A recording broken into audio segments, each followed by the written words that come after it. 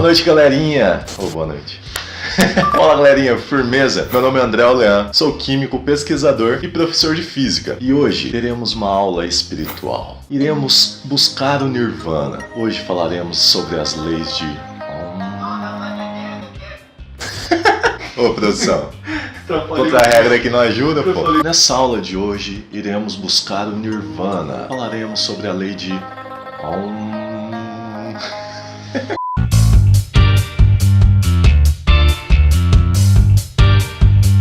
Lei de Ohm é um tema que cai muito, mas muito mesmo no vestibular. Para falar de lei de Ohm, a gente precisa falar primeiramente aí então de corrente elétrica. O que seria corrente elétrica? A definição de corrente elétrica é um fluxo ordenado de carga, beleza? A intensidade de corrente elétrica, que é o que a gente usa para fazer os cálculos de lei de Ohm, é dado como uma quantidade de carga que atravessa uma seção transversal de um fio em um determinado tempo. Falei grego, né? Vamos tentar dar aquela traduzida. Se a gente pegar aqui um fio, traçar que aqui no meio do fio vai ser minha seção transversal. Então eu vou escolher que nesse ponto aqui, as cargas que passarem ali, eu vou contar. É isso, a seção transversal e a quantidade de carga que passar aqui, a gente tem uma intensidade de corrente elétrica. Então vamos lá, por exemplo. Pega o fio, ó, tá passando a carga, correu a carga. Vamos contar 2 segundos. 1, 2. Quantas cargas passaram por aquela seção transversal em 2 segundos? Muito bem, 8 cargas. Então a gente pega 8 cargas, divide pelo tempo, a gente tem uma intensidade de corrente, certo? Segunda coisa que a gente precisa entender para falar aí de lei de Ohm. A gente precisa definir os materiais isolantes e os materiais condutores. Para a gente ter uma corrente elétrica, a gente precisa de um material condutor. O material condutor, a gente geralmente associa a fio. Um fio de cobre aí, que os coleguinhas, tem alguns coleguinhas que costumam praticar furtos, né? Para vender o fio de cobre, não faça isso. O fio de cobre é um material condutor, assim como a maioria dos metais são materiais condutores. Mas também o grafite é um material condutor. Uma solução eletrolítica é um material condutor também. Então, para a gente ter uma passagem de corrente elétrica, a gente precisa de um material que conduz eletricidade. Por isso que a gente vai se atentar aqui aos materiais condutores. Cada material ele não conduz igual. Cada material é mais ou menos condutor. É uma propriedade intrínseca. O ouro é um excelente condutor, o cobre também. Já o ferro já começa a cair, entendeu? Cada material vai ter uma condutibilidade, certo? Com essas informações a gente já consegue começar a desenvolver a nossa equação aqui da lei de Ohm. Lei de Ohm a gente vai lembrar de resistência. Sim, resistência, que é tratado como essa letra R, que a unidade no Sistema Internacional de Medidas é o Ohm, que é o que a gente está buscando aqui, né, mano? Então, ó, a gente coloca que a resistência vai ser igual a primeira coisa que a gente está estudando aqui, que eu falei sobre os materiais, que é a resistividade. A resistividade é uma propriedade de cada material. Como eu disse, tem metais, tem materiais que conduzem mais, materiais que conduzem menos. Quanto maior a resistividade do material, maior vai ser a sua resistência, menos ele vai conduzir corrente elétrica. Ele vai conduzir com uma maior dificuldade. Então, a resistência vai ser igual, diretamente proporcional à resistividade. Quanto maior a resistividade, maior a resistência, beleza? Aumentou a resistividade, aumenta a resistência. Exemplo, tungstênio, aquela lâmpada antiga que caiu em desuso, aquela lâmpada amarela que tinha um filamentinho no meio, esse fio é constituído de tungstênio. O tungstênio tem uma resistividade alta, por isso que a resistência ali dentro é alta também. Já o ouro, como foi dito, ele tem uma resistividade baixa, então ele vai ter uma baixa resistência. A segunda coisa que a gente precisa pensar aqui na nossa equação é sobre o comprimento, o tamanho do fio. Imagine que o fio é um corredor ali da escola. Pá. Imagine que você é o elétron que vai ter que atravessar esse fio aí. Você e mais 2 parça é a corrente elétrica que vai atravessar esse fio. O que vai acontecer? Imagine que o corredor está vazio. Você vai fluir, certo? Você vai passar tranquilo, não vai trombar em ninguém. Imagine aí no horário de intervalo, que vai ter uma quantidade de galera já considerável. Tem que passar, você vai meio que trombando, você vai desviando, você vai cumprimentando, já causou uma resistência. Imagine que esse corredor seja agora 2 vezes maior que você imaginou. Ele tinha um tamanho e você dobrou esse tamanho. Você concorda que a resistência para passar nesse corredor vai ser 2 vezes maior? Porque, poxa, você vai ter que cumprimentar 2 vezes mais pessoas, você vai ter que desviar 2 vezes mais pessoas. Vai dificultar. Então, o comprimento vai aumentar também a resistência. Então, quanto maior o comprimento que é dado pela letra L, maior a resistência. R é igual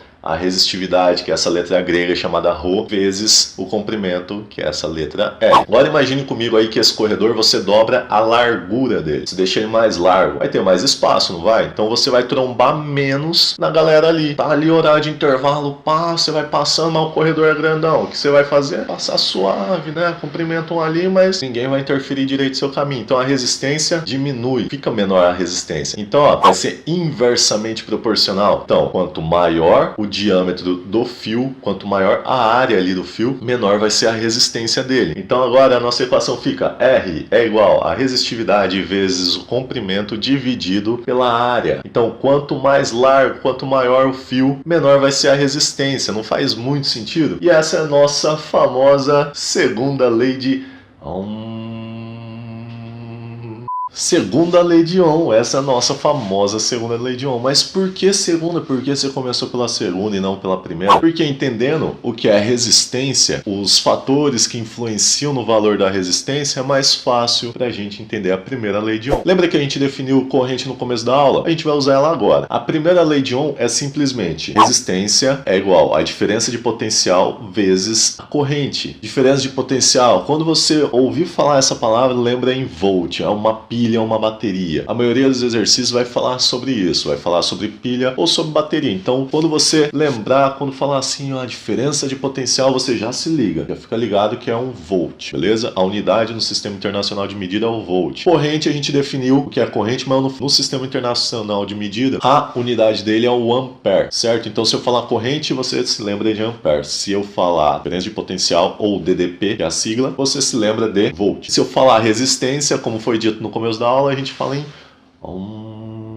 Então, ó, se a resistência é diretamente proporcional à diferença de potencial, isso quer dizer que quanto maior a voltagem daquela pilha ou daquela bateria, maior vai ser a resistência. E quanto maior a corrente, maior a resistência, o que faz muito sentido. Que nem eu falei, vamos voltar lá pro corredor.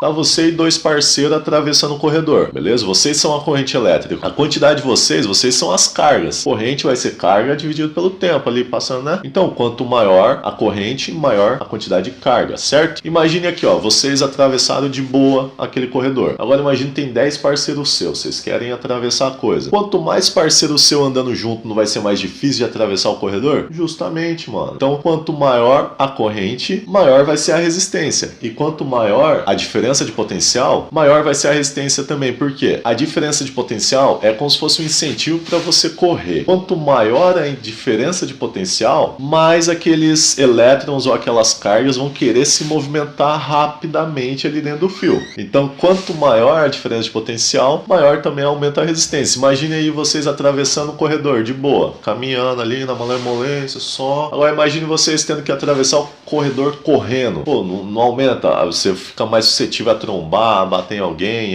né? Bom, então é isso. A resistência é igual, é diretamente proporcional à voltagem, diretamente proporcional à corrente. Então, resistência é igual a diferença de potencial vezes a corrente. Temos a nossa primeira lei de Ohm. E aonde a gente vai usar isso? Aonde, meu Deus? Geralmente a gente associa a resistência a aumento de temperatura. A gente pensa em resistência, a gente pensa em chuveiro. Quando você tá lá de boa no seu banhão, daquele estalo, pá, começa a cair aquela água gelada na nuca. O que você grita pro seu pai? Ô pai, queimou a resistência, mano, não é? Resistência a gente geralmente associa a chuveiro ou, que nem eu falei, aquelas lâmpadas antigas. Por quê? Quando a resistência é alta, parte da energia elétrica que vai passar por aquele fio é transformado em energia térmica. Então, quanto maior a resistência, maior vai ser a quantidade de energia elétrica convertida em energia térmica. No seu chuveiro, então, quando você quer colocar numa temperatura mais alta, você mexe naquele regulador. Ele vai aumentar ou diminuir o comprimento da resistência. Eu falei, quanto maior o comprimento, maior a resistência. Então a água vai esquentar mais. Quanto menor o comprimento, menor a resistência. A água esquenta menos. E na lâmpada, naquela lâmpada incandescente, a resistência do tungstênio, daquele fiozinho, é tão grande que ele transformava, ele conseguia converter a energia elétrica que passava ali em energia luminosa, mas também transformava em energia térmica. Por isso disse que esquentava muito aquela lâmpada. E por isso que não é uma lâmpada tão eficiente, porque em vez dela converter toda a energia elétrica em energia luminosa, ela perdia grande parte dessa energia em energia térmica. Então, na maioria dos exercícios de vestibulares aí, eles vão colocar ou resistência do chuveiro mesmo, vão trocar uma ideia ali e falar para você refletir sobre, ou vai falar sobre a lâmpada. Na próxima aula a gente vai falar sobre resistência em série, porque também cai, mas despenca resistência em série em paralelo. Não esqueça de curtir, compartilhar o vídeo, falar, mostrar pro vovó, pra vovô, pro tio, tia, pra todo mundo. Deixa seu like aqui, se inscreva no canal, deixe críticas, sugestões nos comentários. Não faça uso de entorpecentes e até a próxima aula.